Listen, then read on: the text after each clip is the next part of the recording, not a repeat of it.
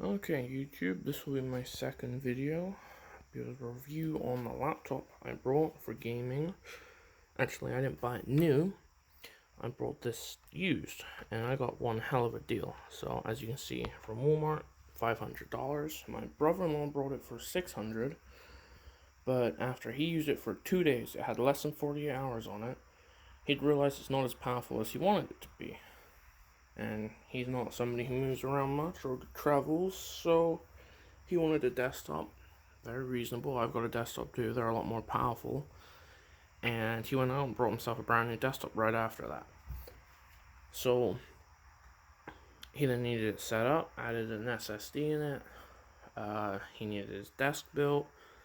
After doing that, I asked him if he was going to sell it, and he said, "Yep." Told me 150 bucks for doing that. So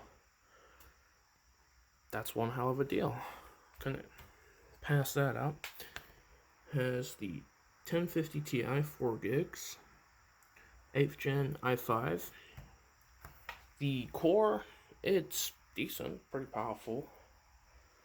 It does, obviously, you'll know, every laptop thermal throws easily, but as it sits like this, if you were to play a game, it hits 90 degrees Celsius constantly. Not a problem there.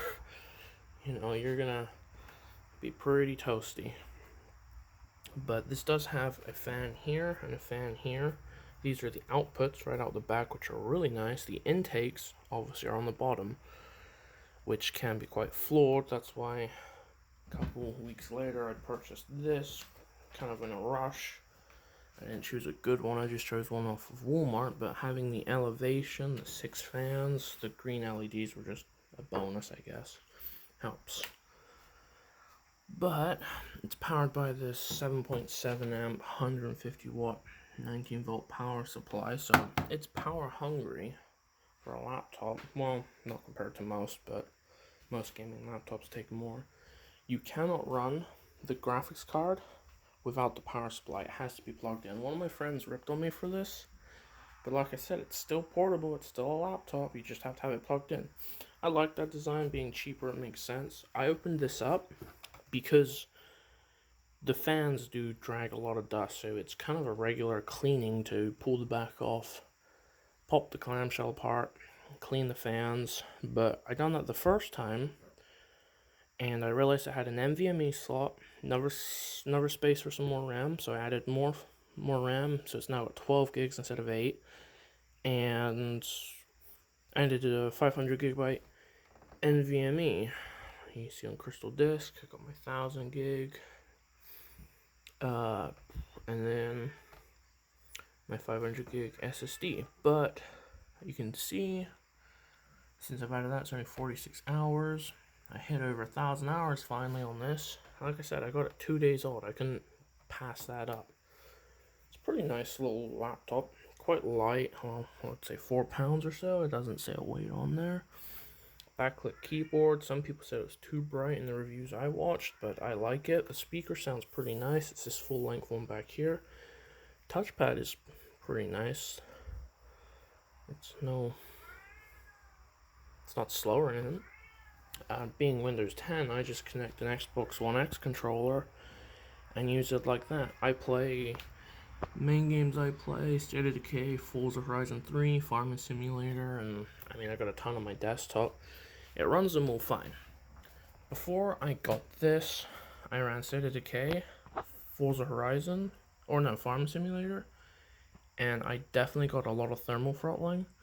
I then launched a core temp monitor, and you could see hitting 90 all the time, and then sometimes getting into the hundreds. So that's when I got this. I got this for 32 bucks. We're doing a Walmart order, so I figured chuck it in there.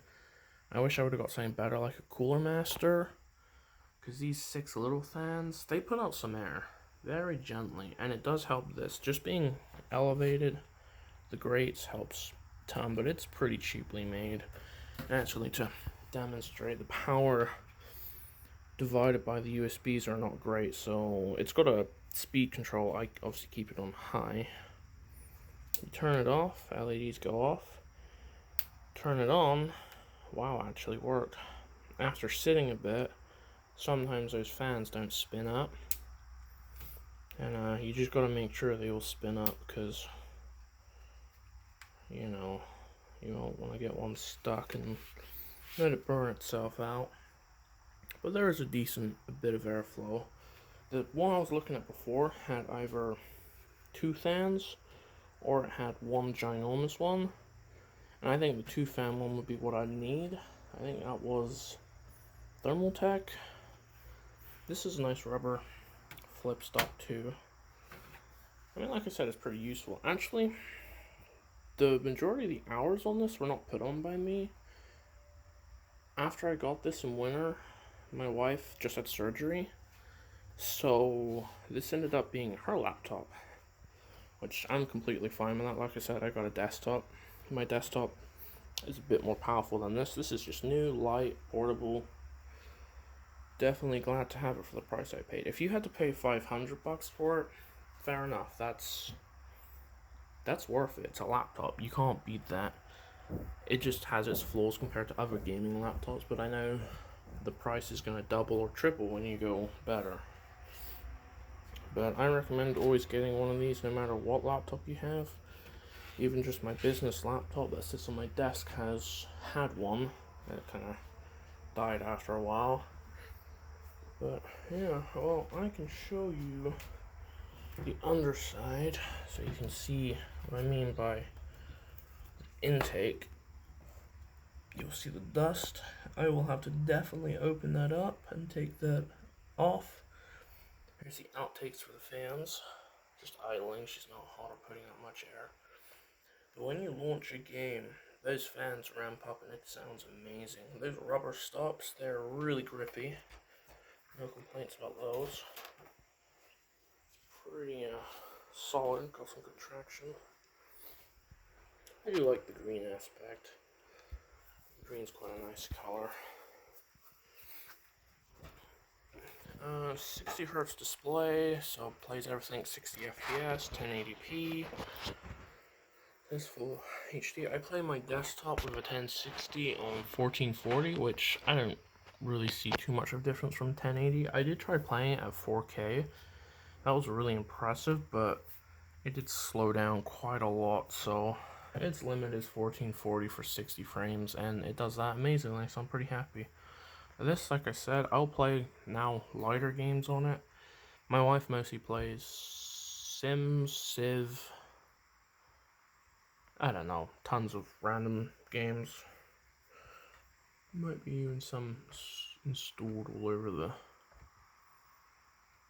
desktop. Oh, there's quite a few. And obviously I'm a Far Cry 5 fan, so I have my background like that, and the display is incredibly clear. It is really nice. Oh, that was one of the complaints I guess people had, was the hinge. It is a little bit flappy. I would be worried about that after constantly opening and closing it, but just be gentle with it. When I had it open, I seen it. It's metal, but flimsy metal. What isn't nowadays? But I guess that really concludes it. The price point, it's right for the size. If you're just quickly looking for something for a bit of light gaming, it makes more sense. I wouldn't say you could do anything heavy. I actually did install, I have Call of Duty Modern Warfare for my Xbox, but I installed the free-to-play one on here, and it plays it. I was pretty impressed. Plays it pretty clearly. Actually plays it better than my Xbox One for graphics. But then I guess after a couple hours, or probably half hour playing it, it thermal throttles. You feel the drag. It slows down. This has a card reader on the side. Kensington lock there. Is that Kensington lock? I don't know where that is. It might be. It's got USB 3s all over. Your HDMI. Network adapter, which is super nice. When I download games, I plug it in if I'm downloading a bulk amount. Only thing it does not have is a disk drive. I don't care for that anyway. If you have games on disk, I just install them on my desktop, then put them on USB. Windows 10 too, obviously, everything's Windows 10. My desktop is actually Windows 7, prefer it for the desktop. Although, like I said, everybody knows Xbox has their cross-platform games. If I have my desktop Windows 7 and my Xbox One above it, I don't need a Windows 10 computer below it. So Windows 10 laptop though goes everywhere with me. Forza Horizon 3, State of Decay, those are my Microsoft games. And then I'm going to pick up a few more, and especially if the Series X comes out and launches a lot more. This probably will not be powerful enough for a lot of those Series X games. I can probably confirm that. When I play Farming Simulator, I used to be able to play that on medium. I have the shader settings kind of high, but after adding a lot more mods in game, it started to slow a lot down, so I dropped it to low. It's not an issue. I mean, there's compromises compared to sitting down in front of my TV playing it. You know, I can play it at least anywhere I want on low. Still get some stuff done on the worlds I play. But I guess in the end that really concludes. I won't drag this on any longer. Well, hope you guys like it. I hope this makes you consider getting one of these or avoiding it. I mean, for $500, if you got a choice between a desktop and a laptop, unless you have situations where you need to travel, move, or take it places, I'd choose a desktop over this.